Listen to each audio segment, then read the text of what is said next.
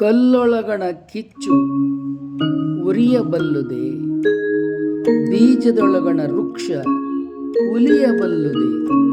ತೋರಲಿಲ್ಲಾಗಿ ಬೀರಲಿಲ್ಲ ಆರಿಗೆ, ಗುಹೇಶ್ವರ ನಿಮ್ಮ ನಿಲವ ಅನುಭವ ಸುಖಿ ಬಲ್ಲ. ಶ್ರೀ ಗುರು ಅಲ್ಲಮಪ್ರಭುದೇವರ ವಚನ ಇದು.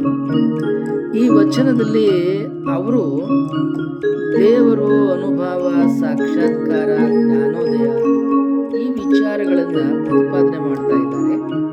ಎರಡು ದೃಷ್ಟಾಂತಗಳನ್ನು ಅವರು ಕೊಡ್ತಾರೆ. ಮೊದಲನೇ ದೃಷ್ಟಾಂತ, ಕಲ್ಲೊಳಗಣ ಕಿಚ್ಚು ಉರಿಯಬಲ್ಲುದೆ. ಕಿಚ್ಚು ಅಂದರೆ ಅಗ್ನಿ, ಬೆಂಕಿ ಕಲ್ಲಿನಲ್ಲಿ ಇರ್ತದೆ. ಅದು ಕಾಣ್ತದ, ಅದು ಉರಿತದ? ಇಲ್ಲ, ಇದೆ, ಅವ್ಯಕ್ತವಾಗಿ ಇದೆ. ಆದರೆ ಕಲ್ಲಿನೊಳಗೆ ಇರತಕ್ಕಂಥ ಅಗ್ನಿ ಘರ್ಷಣೆಯಾದಾಗ ಅದು ಸ್ಫೋಟವಾಗ್ತದೆ, ಪ್ರಕಟವಾಗ್ತದೆ. ಆದರೆ ಕಲ್ಲಿನಲ್ಲಿ ಅದು ಉರಿಯೋದಿಲ್ಲ, ಕಲ್ಲನ್ನು ಸುಟ್ಟಾಕಲ್ಲ, ಬೇಯಿಸಲ್ಲ. ಕಲ್ಲು ಕೂಡ ಸುಡ್ತದೆ. ಯಾವಾಗ ಅಂದರೆ ಕಲ್ಲಿನಲ್ಲಿ ಸುಣ್ಣ ಮಾಡ್ತಾರೆ. ಆ ಸುಣ್ಣ ಆಗ್ತಕ್ಕಂಥ ಕಲ್ಲೇ ಇರ್ತದೆ. ಆ ಕಲ್ಲನ್ನು ಹೊಟ್ಟಿಗಾಕಿ ಅಗ್ನಿಯನ್ನು ವಿಪರೀತವಾಗಿ ಮಾಡಿದಾಗ ಕಲ್ಲಿನೊಳಗಿರ್ತಕ್ಕಂಥ ಅಗ್ನಿ, ಹೊರಗೆ ಬಂದಂಥ ಅಗ್ನಿ ಎರಡೂ ಸೇರಿಸಿ ಆ ಕಲ್ಲನ್ನು ಕೂಡ ಸುಡ್ತದೆ ಅಗ್ನಿ. ಆಗ ಕಲ್ಲು ಸುಣ್ಣ ಆಗ್ತದೆ. ಅಂದ್ರೇನು? ಕಲ್ಲಿನಲ್ಲಿ ಅಗ್ನಿ ಇದೆ, ಆದರೆ ಅದು ಪ್ರಕಟವಾಗಲ್ಲ, ನೋಡಲಿಕ್ಕೆ ಬರಲ್ಲ. ಬೀಜದೊಳಗಣ ವೃಕ್ಷ ಉಲಿಯಬಲ್ಲುದೆ. ಉಲಿ ಅಂದರೆ ಮಾತಾಡೋದು. ಈ ಮರದ ಎಲೆಗಳು ಗಾಳಿ ಬೀಸಿದಾಗ ಸಪ್ಪಳ ಮಾಡ್ತಾವೆ ನೋಡ್ರಿ, ಅಲ್ಗಾಡ್ತಾವೆ ನೋಡ್ರಿ. ಹಂಗೆ ಈ ಬೀಜಕ್ಕೆ ಅದನ್ನೇ ತಗೋತಾರೆ. ಬೀಜದಿಂದನೇ ಮರ ಪ್ರಕಟವಾಗೋದು. ಬೀಜದೊಳಗೆ ಸಸಿ ಇರ್ಬೋದು, ಗಿಡ ಇರ್ಬೋದು, ಮರ ಇರ್ಬೋದು, ಅದು ಅವ್ಯಕ್ತವಾಗಿದೆ. ಆದರೆ ಬೀಜದೊಳಗೆ ಅವ್ಯಕ್ತವಾಗಿರ್ತಕ್ಕಂಥ ಮರ, ಆ ಸಸಿ, ಆ ಗಿಡ ನಾನಿದ್ದೀನಿ ಅಂತ ಯಾರಿಗಾದ್ರೂ ಹೇಳುತ್ತಾ? ಅದು ಹೇಳಲ್ಲ.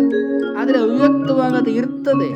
ಆ ಇರೋದ್ರಲ್ಲೇ ನಾವು ಬೀಜದಿಂದ ಸಸಿ, ಪೈರು, ಗಿಡ, ಮರ ಎಲ್ಲವನ್ನು ಮಾಡಿ ನಾವು ನಮಗೆ ಬೇಕಾಗಿರ್ತಕ್ಕಂಥ ವೃಕ್ಷಗಳನ್ನು, ಬೆಳೆಗಳನ್ನು ಬೆಳ್ಕೊಳ್ತೇವೆ. ಬೀಜದೊಳಗೆ ಸಸಿ, ಗಿಡ, ವೃಕ್ಷ ಅವ್ಯಕ್ತವಾಗಿದೆ.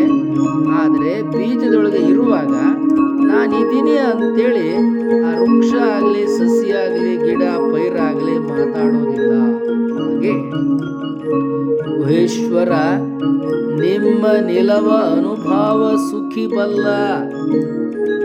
ಜಗತ್ತಿನೊಳಗೆ ದೇವರು, ಪರಮಾತ್ಮ ಹೇಗೆ ಇದ್ದಾನೆ ಎನ್ನುವುದನ್ನ ಎರಡು ದೃಷ್ಟಾಂತಗಳನ್ನು ಕೊಡುವುದರ ಮೂಲಕ ಅಲ್ಲಮಪ್ರಭುದೇವರು ಈ ವಚನದಲ್ಲಿ ತಿಳಿಸಿದ್ದಾರೆ. ತೋರಲಿಲ್ಲಾಗಿ ಬೀರಲಿಲ್ಲ ಆರಿಗೆಯು. ಕಲ್ಲಿನೊಳಗೆ ಇರುವ ಅಗ್ನಿಯಾಗಲಿ, ಬೀಜದೊಳಗೆ ಇರುವ ಸಸಿ, ವೃಕ್ಷ, ಗಿಡ, ಪೈರಾಗಲಿ ಅದು ಕಾಣಲ್ಲ, ಪ್ರಕಟವಾಗಲ್ಲ, ತೋರುವುದಿಲ್ಲ. ಹಾಗೆ ಗುಹೇಶ್ವರ ನಿಮ್ಮ ನಿಲವ ಅನುಭವ ಸುಖಿ ಬಲ್ಲ. ಜಗತ್ತನ್ನು ಸೃಷ್ಟಿ ಮಾಡಿರ್ತಕ್ಕಂಥ ಪರಮಾತ್ಮನು ಈ ನಿಸರ್ಗ, ಈ ಪ್ರಕೃತಿ, ಅಬೋರ್ಡ್ ಆಫ್ ಬ್ರಹ್ಮ, ಯಾವುದೇ ಹೆಸರಿನಿಂದಾದರೂ ಕೂಡ ಕರೀರಿ, ಇದು ಏನಿದೆ ಈ ಜಗತ್ತು, ನಾವು ನೋಡ್ತಾ ಇರತಕ್ಕಂಥದ್ದು, ಈ ಜಗತ್ತಿನಿಂದ ಬಂದಿರತಕ್ಕಂಥ ಸಕಲ ಜೀವರಾಶಿಗಳು, ಮನುಷ್ಯರಾದಿಯಾಗಿ ನಾವೆಲ್ಲವೂ ಪ್ರಕಟವಾಗಿರುವುದು ಈ ನಿಸರ್ಗದಿಂದ, ಪ್ರಕೃತಿಯಿಂದ, ಈ ಜಗತ್ತಿನಿಂದ, ಈ ಅಬೋರ್ಡ್ ಆಫ್ ಬ್ರಹ್ಮದಿಂದ, ಈ ದೇವರಿಂದ. ಈ ದೇವರನ್ನ ನಿಮಗೆ ನೀವು ತಿಳಿದವರು ಯಾವ ಯಾವ ಹೆಸರಿನಿಂದ ಬೇಕಾದರೂ ಕರೆಯಬಹುದು. ಪ್ರಕೃತಿ, ನಿಸರ್ಗ, ಜಗತ್ತು, ಪ್ರಪಂಚ, ಇನ್ಫಿನಿಟಿ, ಶೂನ್ಯ, ಪರಬ್ರಹ್ಮ, ಬಯಲು, ಹೀಗೆ ಯಾವುದೇ ಹೆಸರಿನಿಂದ ಬೇಕಾದರೂ ನೀವು ಕರೆಯಬಹುದು. ಆದರೆ ಇದು ಏನಿದೆ, ಈ ಬಯಲು, ಈ ಬ್ರಹ್ಮ, ತನ್ನಲ್ಲಿ ನಾವು ನೋಡ್ತಾ ಇರತಕ್ಕಂಥ 3,500 ಕೋಟಿ ನಕ್ಷತ್ರಗಳು, ಈ ನಕ್ಷತ್ರಗಳು, ಸೂರ್ಯ, ಚಂದ್ರ, ಪಂಚಮಹಾಭೂತಗಳು ಇವೆಲ್ಲ, ಮತ್ತು ಈ ಪಂಚಮಹಾಭೂತಗಳಿಂದ ಪ್ರಕಟವಾಗಿರುವ ಸಚರಾಚರಗಳೆಲ್ಲವನ್ನೂ ಕೂಡ ಅದು ತನ್ನೊಳಗೆ ಇಂಬಿಟ್ಟುಕೊಂಡಿತ್ತು. ತನ್ನೊಳಗೆ ಇಂಬಿಟ್ಟುಕೊಂಡಿದ್ದರೂ ಕೂಡ ಅದು ಇಷ್ಟೆಲ್ಲ ಜಗತ್ತನ್ನು ತೋರ್ಪಡಿಸಿರುವ, ಪ್ರಕಟಿಸಿರುವ ಆ ಪರವಸ್ತು ಪರಮಾತ್ಮ ಇದೆಲ್ಲ ನಾನು ಮಾಡಿದ್ದೀನಿ, ಇದೆಲ್ಲ ನಂದು, ಇದೆಲ್ಲ ನಾನೇ ಅಂತ ಎಂದಾದರೂ ಯಾರಿಗಾದರೂ ಅದು ಹೇಳಿಕೊಂಡಿದೆಯಾ? ಇಲ್ಲ. ನಾವು ಒಂದು ಮನೆ ಕಟ್ಟಿಸ್ಬಿಟ್ರೆ ಮನೆ ನಾನು ಕಟ್ಟಿಸ್ದೆ, ನಮ್ಮ ಹೆಸರನ್ನ ಮನೆ ಮೇಲೆ ಹಾಕೋತೇವೆ, 100 ಜನಕ್ಕೆ ಆಹ್ವಾನ ಪತ್ರಿಕೆ ಪ್ರಿಂಟ್ ಮಾಡಿಕೊಡ್ತೇವೆ, ಗೃಹ ಪ್ರವೇಶ ಮಾಡ್ತಾ ಇದ್ದೀವಿ ಬನ್ನಿ ಅಂತೇಳಿ ಅಡುಗೆ ಮಾಡಿ ದಾಸೋಹ ಮಾಡಿ ಪೂಜೆ ಮಾಡಿ ಜೈ ಉಘೆ ಅಂತ ಕೂಗ್ತೇವೆ. ನಂದು.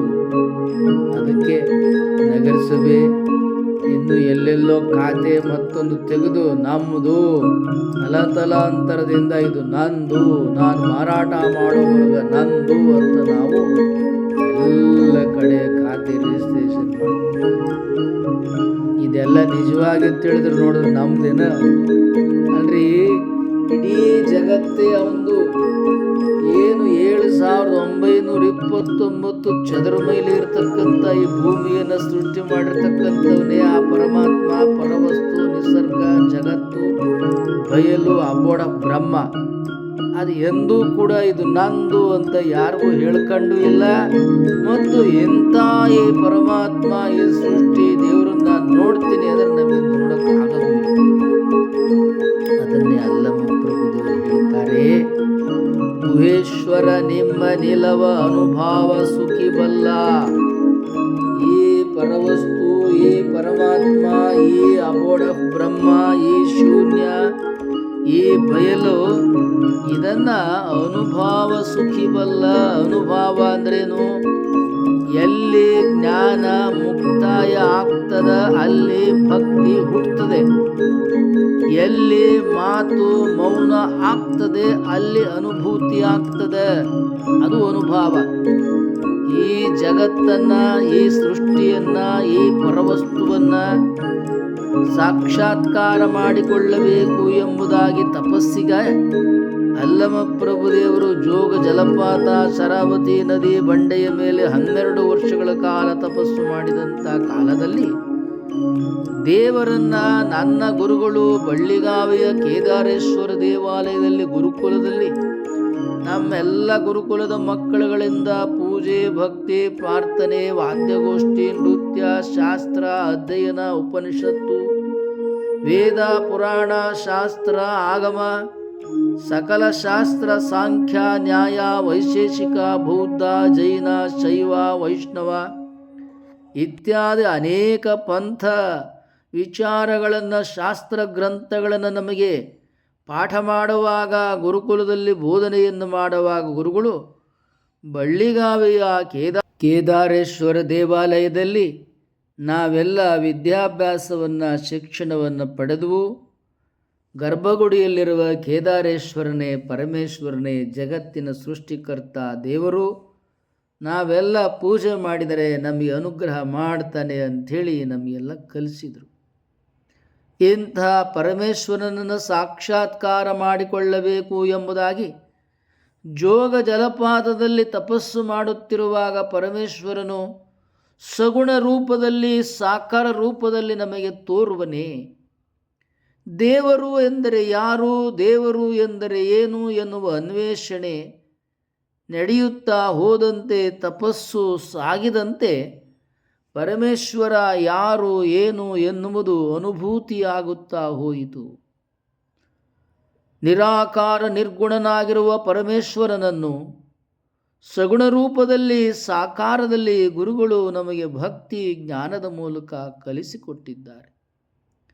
ನಿರಾಕಾರನಾಗಿರುವ ನಿರ್ಗುಣ ದೇವರನ್ನು ನಾವು ನೋಡಲು ಬರುವುದಿಲ್ಲ, ಮುಟ್ಟಲು ಬರುವುದಿಲ್ಲ, ಕಾಣಲು ಬರುವುದಿಲ್ಲ.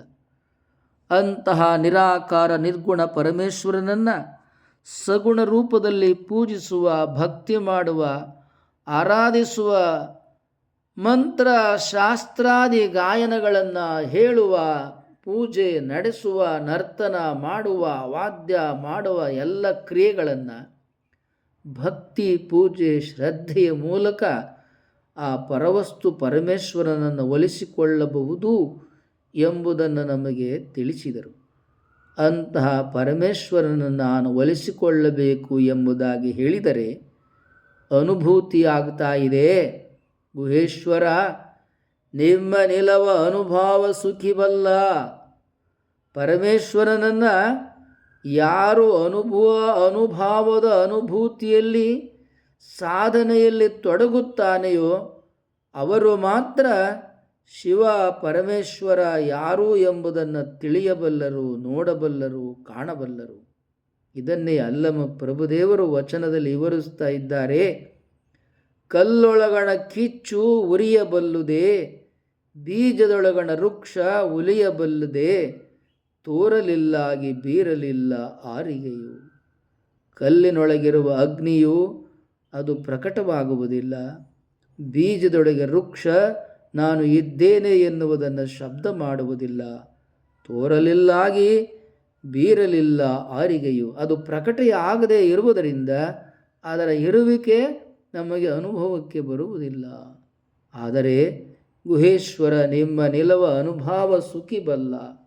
ಈ ದೃಷ್ಟಾಂತದಂತೆ ಅನುಭವದಲ್ಲಿ ಯಾರು ತನ್ಮಯರಾಗ್ತಾರೆ ಅವರು ಪರಮಾತ್ಮ ಪರಮೇಶ್ವರ ಪರವಸ್ತು ಏನು ಎಂಬುದನ್ನು ಅನುಭಾವಿಗಳು ಮಾತ್ರ ಅವರು ಅನುಭವಿಸ್ತಾರೆ, ಆನಂದಿಸ್ತಾರೆ, ತನ್ಮಯರಾಗ್ತಾರೆ, ತಲ್ಲೀನರಾಗ್ತಾರೆ. ಇದು ಶ್ರೀ ಗುರು ಅಲ್ಲಮ ಪ್ರಭುದೇವರ ಅನುಭೂತಿ ಜ್ಞಾನೋದಯದ ಅನುಭವದ ವಚನ. ಇದು ಎಲ್ಲರಿಗೆ ಶುಭವಾಗಲಿ.